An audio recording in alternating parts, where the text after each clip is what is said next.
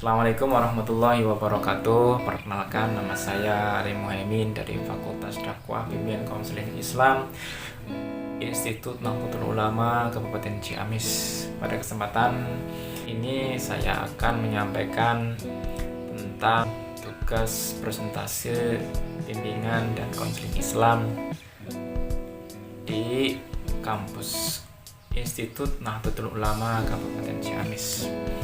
Langsung saja, alhamdulillah syukurillah, saya ucapkan terima kasih kepada rekan-rekan, sahabat-sahabat yang standby nonton konten saya. Mudah-mudahan bisa bermanfaat. Tuhan yang Maha Pemurah memberikan penangkapan kemampuan potensial kepada manusia, yaitu kemampuan yang mengarah pada hubungan manusia dengan Tuhannya dan yang mengarah pada hubungan manusia dengan sesama manusia dan dunianya. Penerapan pengungkapan potensi kemampuan itu secara langsung berkaitan dengan ketakwaan kepada Tuhan Yang Maha Esa. Wujud dari ketakwaan manusia pada Tuhan hendaklah seimbang dan lengkap, meliputi hubungan manusia dengan Tuhan maupun hubungan manusia dengan manusia dan dunianya. Dengan menyadari eksistensinya sebagai makhluk Allah, demikian itu berarti yang bersangkutan dalam hidupnya akan berperilaku tidak keluar dari ketentuan dan petunjuk Allah. Dengan hidup serupa itu, maka akan tercapailah kehidupan yang bahagia dunia dan akhirat. Berbicara tentang agama terhadap kehidupan manusia memang cukup menarik, khususnya agama Islam. Hal ini tidak terlepas dari tugas para nabi yang membimbing dan mengarahkan manusia ke arah kebaikan yang hakiki, dan juga para nabi sebagai figur konselor yang sangat mumpuni dalam memecahkan permasalahan problem solving yang berkaitan dengan jiwa manusia, agar manusia keluar dari tipu daya syaitan. Dengan kata lain, manusia diharapkan saling memberi bimbingan sesuai dengan kemampuan dan kapasitas manusia itu sendiri, sekaligus memberi agar konseling tetap sabar dan tawakal dalam menghadapi perjalanan kehidupan yang sebenarnya. Dengan demikian, maka saya membuat video yang berjudulkan dengan teori-teori konseling dalam Islam. Bagaimana sih definisi teori konseling dalam Islam, fungsi dan tujuan, dan bagaimana proses konseling dalam Islam? Kita simak videonya. Bismillahirrahmanirrahim. Definisi teori-teori konseling dalam Islam. Yang dimaksud dengan teori bimbingan dan konseling dalam Islam adalah landasan berpijak yang benar tentang bagaimana proses itu konseling dapat berlangsung baik dan menghasilkan perubahan-perubahan positif pada klien mengenai cara dan paradigma berpikir, cara menggunakan potensi nurani, cara berperasaan, cara berkeyakinan, dan cara bertingkah laku berdasarkan wahyu dan paradigma kenabian. Dalam firman Allah Subhanahu wa Ta'ala, yang artinya, serulah manusia ke jalan Tuhanmu dengan hikmah dan pelajaran yang baik, dan bantahlah mereka dengan cara yang baik pula. Sesungguhnya Tuhanmu dialah yang lebih mengetahui tentang siapa yang tersesat dari jalannya, dan dialah yang lebih mengetahui orang-orang yang mendapatkan petunjuk. Berdasarkan ayat di atas, maka di sini para ahli mengidentifikasikan bahwa ayat tersebut mengandung beberapa teori dalam bimbingan dan konseling. Namun di sini menurut Mariatul Khitbiyah, dalam konseling Islam terdapat tiga pokok pendekatan, yaitu bil mau'idhah al-hasanah dan mujadalah bil ahsan. Sementara Mutahari menyebutkan dua metode. Yang pertama sebagai upaya komunikasi melalui keyakinan rasional bil hikmah dan pemaparan moral al-mu'idah, baru kemudian dilakukan supaya teologis mujadalah. Berikut ini beberapa teori yang ada pada ayat di atas, yaitu teori al-hikmah. Kata hikmah dalam perspektif bahasa mengandung makna satu, mengetahui keunggulan sesuatu melalui suatu pengetahuan sempurna, bijaksana, dan sesuatu yang bergantung padanya akibat sesuatu yang teruji. Itu yang pertama. Yang kedua, ucapan yang sesuai dengan ucapan yang sesuai dengan kebenaran filsafat, perkara yang benar dan lurus, keadilan, pengetahuan, dan lapang dada. Kata al-hikmah dengan bentuk jamaknya al-hikam, maka bermakna kebijaksanaan.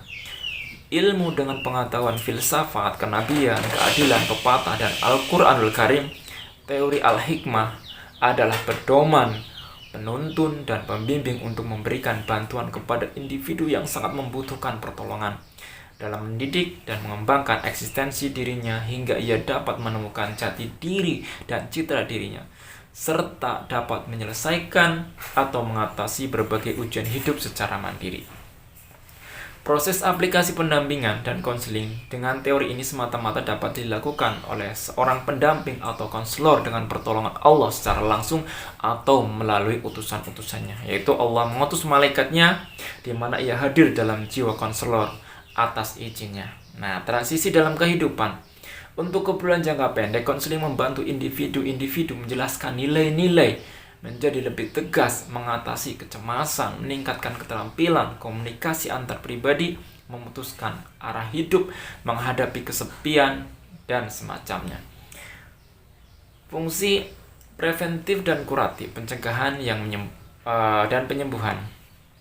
Fungsi ini membantu individu agar dapat mengupayakan secara aktif untuk melakukan pencegahan sebelum mengalami masalah-masalah kejiwaan karena kurangnya perhatian, dan melakukan penyembuhan bila terjadi sakit kejiwaannya.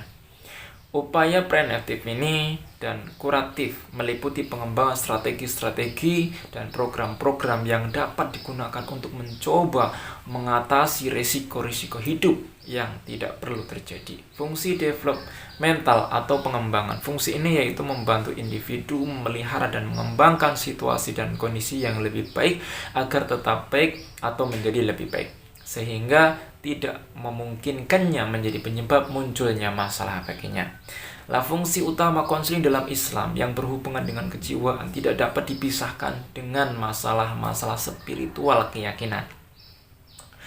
Islam memberikan bimbingan kepada individu agar dapat kembali kepada bimbingan Al-Quran dan As-Sunnah. Sedangkan tujuan dari bimbingan dan konseling dalam Islam adalah sebagai untuk menghasilkan suatu perbuatan, perbaikan, kesehatan, dan kebersihan jiwa dan mental.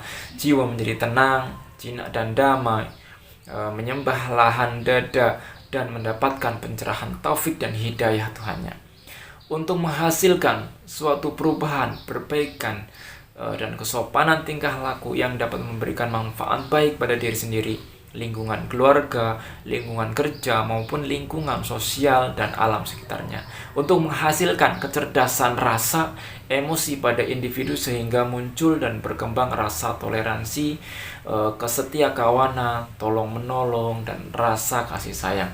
Untuk menghasilkan kecerdasan spiritual pada diri individu sehingga muncul dan berkembang rasa keinginan untuk berbuat taat kepada Tuhannya, ketulusan, mematuhi segala perintahnya, serta mematuhi ketabahan menerima ujiannya. Untuk menghasilkan potensi ilahiyah sehingga dengan potensi itu individu dapat melakukan pekerjaannya sebagai khalifah dengan baik dan benar. Ia dapat dengan baik menanggulangi berbagai persoalan hidup dan dapat memberikan kemanfaatan dan keselamatan bagi lingkungannya pada berbagai aspek kehidupan. Jenis layanan konseling Islam. Jenis layanan yang ada dalam konseling Islam mencakup layanan orientasi, layanan informasi, layanan pernikahan dan keluarga, konseling pendidikan, konseling sosial, konseling karir keagamaan. Nah, proses konseling terlaksana karena hubungan konseling berjalan dengan baik. Menurut Bremer 1979, proses konseling adalah peristiwa yang tengah berlangsung dan memberi makna bagi para peserta konseling tersebut, konselor dan klien. Secara umum, proses konseling dibagi atas beberapa tahapan.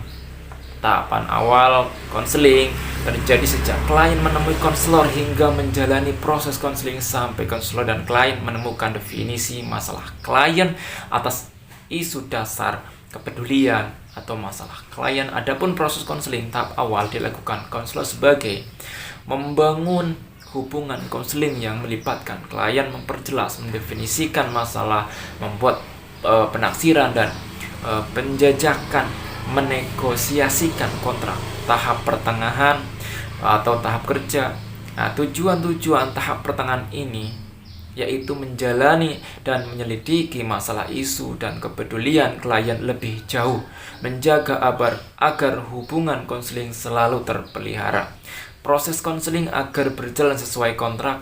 Tahap akhir konseling, tahap tindakan pada tahap akhir konseling ditandai beberapa hal, yaitu menurunnya kecemasan klien, adanya perubahan perilaku klien ke arah yang lebih positif, sehat dan dinamis, adanya rencana hidup, masa yang akan datang dengan program yang jelas, terjadinya perubahan sikap positif.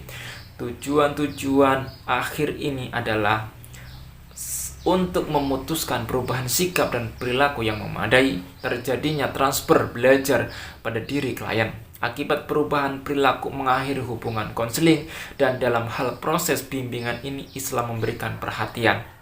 Allah menunjukkan adanya bimbingan nasihat atau petunjuk bagi manusia yang beriman dan melakukan perbuatan terpuji seperti tertuang pada ayat berikut, yaitu a'udzubillahi minasyaitonirrajim, bismillahirrahmanirrahim, laqad khalaqnal insana fi ahsani taqwim tsumma radadnahu asfala safilin.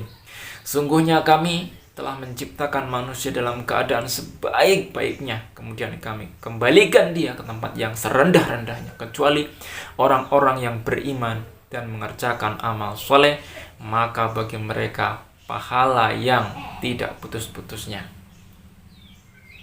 Wa idza akhadha rabbuka min bani adama min zuhurihim dzurriyyatihim wa ashhaduhum ala anfusihim alastu birabbikum qalu bala syahidna an taqulu yaumal qiyamah inna kunna an hadza ghafilin. Al-ayah, dan ingatlah ketika Tuhanmu mengeluarkan keturunan anak Adam dari tulang sulbi mereka, dan Allah mengambil kesaksian terhadap jiwa mereka seraya berfirman, bukankah aku ini Tuhanmu? Mereka menjawab, betul, Engkau Tuhan kami. Kami menjadi saksi, kami melakukan yang demikian itu agar di hari akhir kamu tidak mengatakan sesungguhnya kami Bani Adam adalah orang-orang yang lengah terhadap ini, keesaan Tuhan. Surat Al-A'raf ayat 172.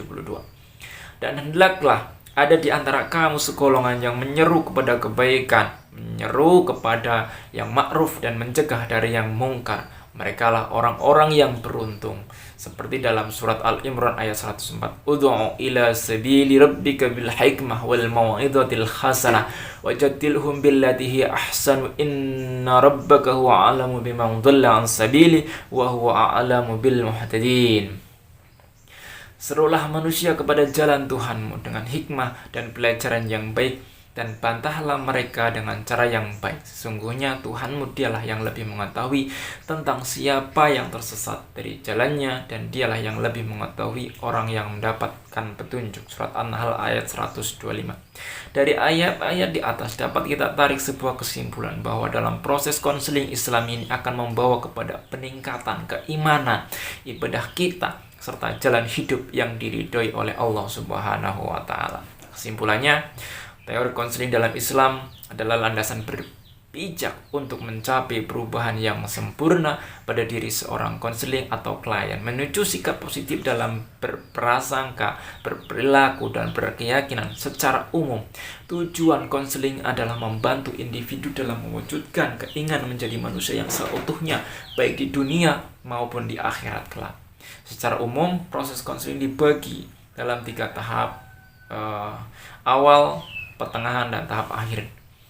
Pesan dan saran saya mohon sebesar-besarnya apabila dalam menyampaikan materi ini kurang sempurna karena keterbatasan kemampuan saya sebagai manusia biasa. Tentunya untuk lebih meningkatkan kualitas pada konten ini, berikutnya saya saran dan kritik harapkan dari para sahabat dan subscriber dan juga ibu dosen pengampu. Mungkin itu saja yang bisa saya sampaikan. Kurang dan lebihnya saya mohon maaf yang sebesar-besarnya. Namun jangan lupa subscribe Kang Ali Official. Terima kasih. Assalamualaikum warahmatullahi wabarakatuh.